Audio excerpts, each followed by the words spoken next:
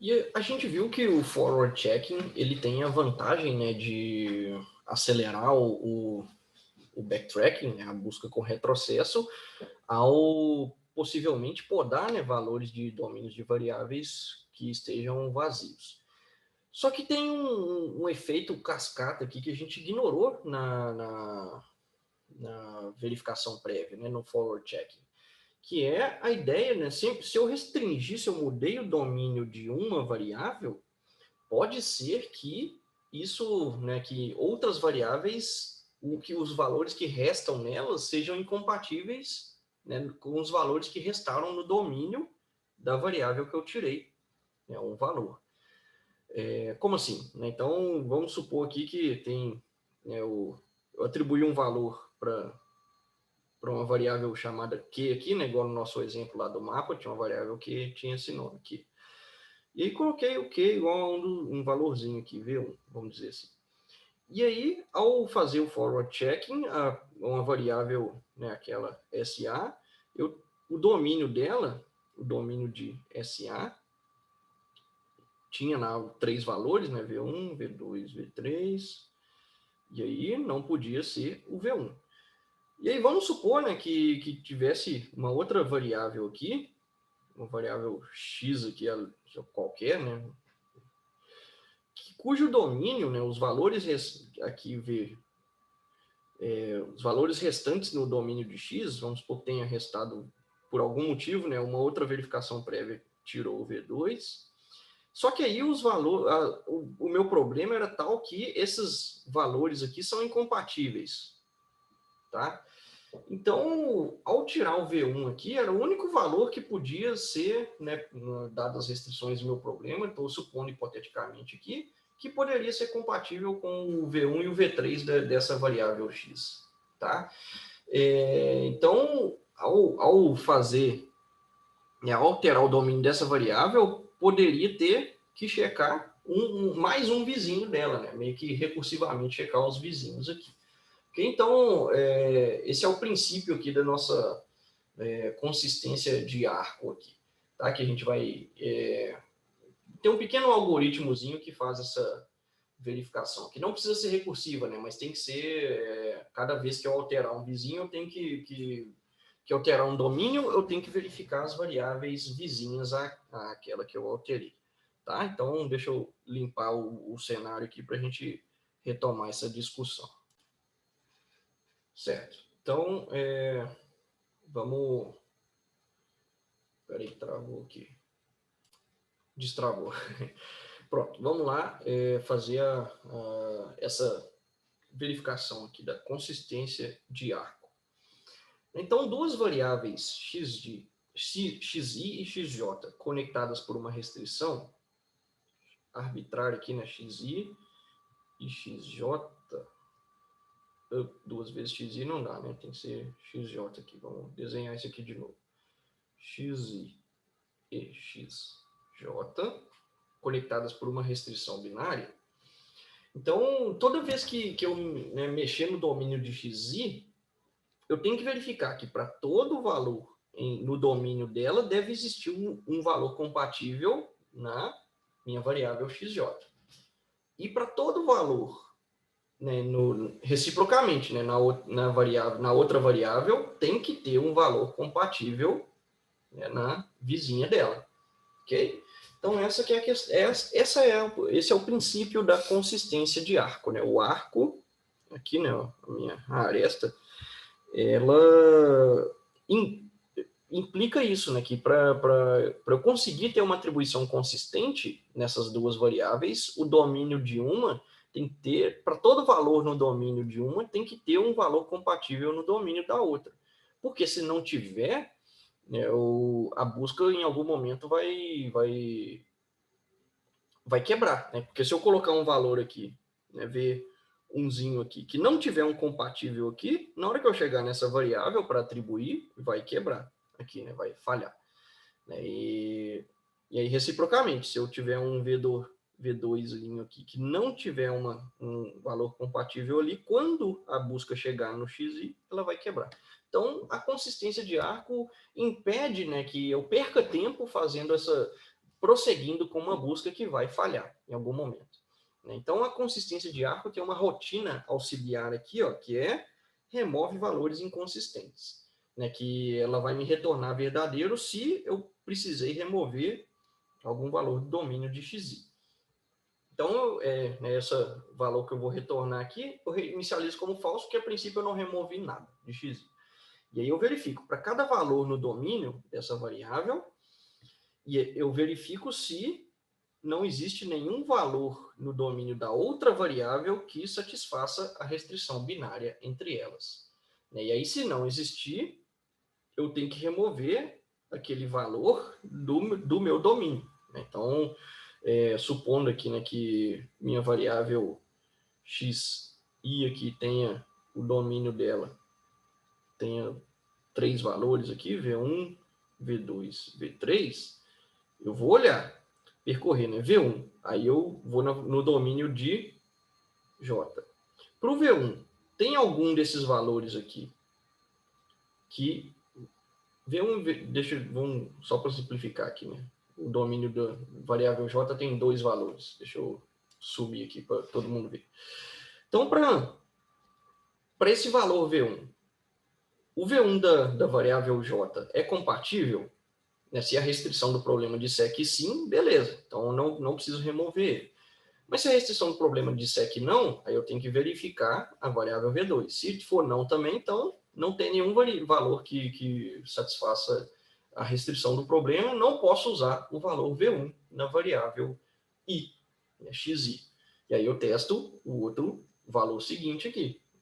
Se o V2 tiver algum valorzinho compatível aqui, eu mantenho o V2. E se o V3 tiver algum valor compatível, eu mantenho, senão eu removo. Né? Então, vamos supor que o V3 também não tenha, o V1 e o V2 são incompatíveis com o V3, e aí eu removo aqui. Então, eu reduzo já o domínio da minha variável DI, né? E o único valor restante aqui é um valor que eu posso usar, porque eu sei que ele não vai quebrar a minha busca quando eu precisar, né? Eu atribuir um valor para a variável xi, quando eu precisar atribuir um valor para a variável xj, tem valores disponíveis lá que não vão quebrar a minha busca, ok? Então, se eu tive que remover algum valor, eu vou retornar, né, que eu removi algum valor para rotina de consistência de arco, né, o algoritmo de consistência de arco, tomar as providências cabíveis, ok? Porque justamente essa providência cabível é o efeito cascata. Né? Então, se eu mexi no domínio de uma variável aqui, outras variáveis também, né, pode ter que alterar isso aí, né? Então, para justamente ter essa verificação completa, ok? E é o que a gente vai ver, né, o algoritmo completo aqui, assim que eu consertar o PDF aqui, que não era para ter essa coisa aqui em cima, tá? Então, com o poder da edição, a gente vai consertar isso aqui.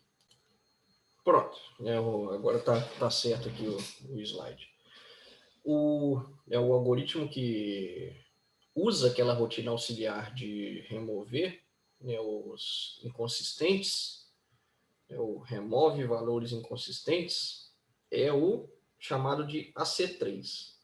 Porque AC é de Arc Consistency, e 3 é a versão que o cara fez 2 versões anteriores lá que não tinha gostado ou não tinha dado certo, e a terceira deu certo e ele publicou ela. Tá? Então, no artigo que ele publicou lá, foi a C3, porque a terceira versão é que funcionou.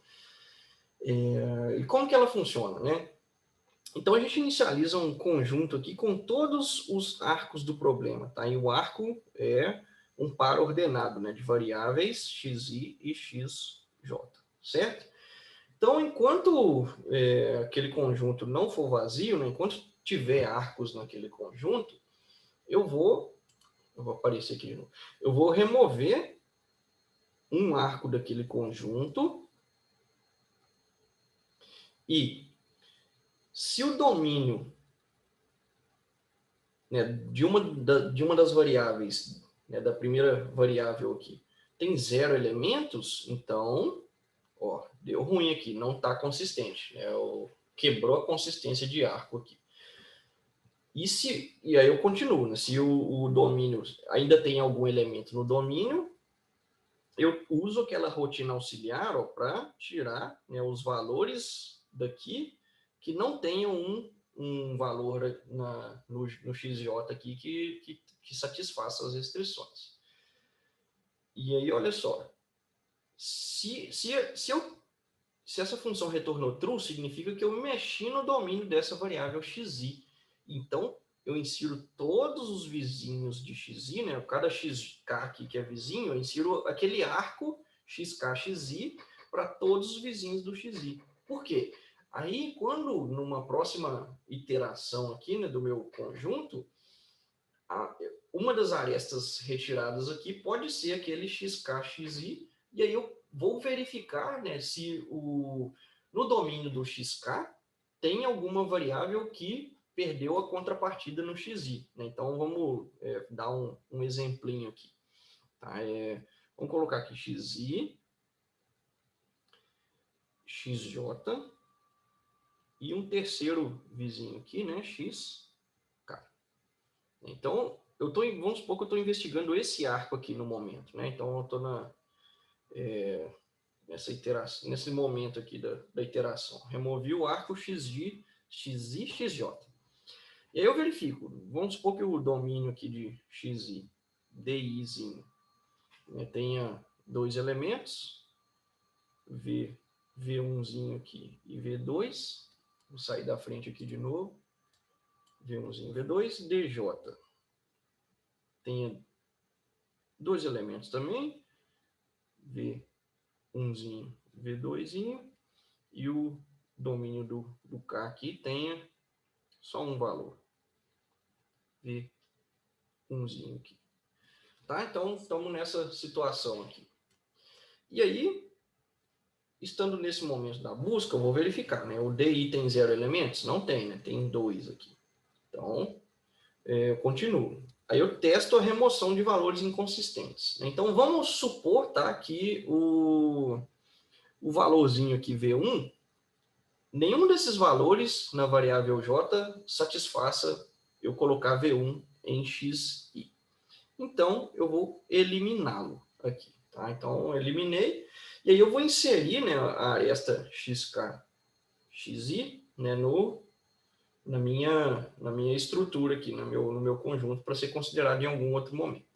Tá? E aí, numa próxima iteração, ele vai verificar outras arestas lá de outras variáveis, mas em algum momento ele vai ter que verificar, né, essa aresta aqui, tá? Porque eu não impus nenhuma restrição em qual a aresta vai ser verificada no momento. Então, ele verifica na ordem que ele quiser, e quando chegar nessa aresta aqui, do XK e do XI, aí eu vou ver o valor restante em XK, o valor que está em XK, ele, né, o que restou em XI é compatível com XK? Porque se não for, né, eu teria que remover esse valorzinho aqui, ok? E aí, ao domínio do K ficar vazio, né, aí vai quebrar a consistência de arco e eu vou ter que retroceder na minha busca, né? Enfim, essa iteração da busca não deu certo e eu vou ter que retroceder. Ou seja, a consistência de arco, mesmo sem eu fazer, né, atribuições mesmo ali recursivamente, né, da busca com retrocesso, eu já verifico na hora, né, se tem valor disponível ali para qualquer variável, para as variáveis que estão restantes ali no problema. Ok? Então, essa que é essa heurística aqui de consistência de arco. Então, a gente tem duas, né, deixa eu reaparecer aqui. A gente tem duas heurísticas não, né, dois algoritmos, duas coisas que a gente pode fazer, sendo que a primeira é a verificação prévia, que é uma versão menos poderosa, né, do que a consistência de arco aqui, do que o AC3, porque a verificação prévia não dispara esse efeito em cascata, né? Se eu mexer no domínio de uma variável aqui, eu tenho que verificar os vizinhos dela para ver se os valores que tem aqui, né, ainda são compatíveis com o que restou na variável anterior. Né? Então, o AC3 faz isso aí, certo?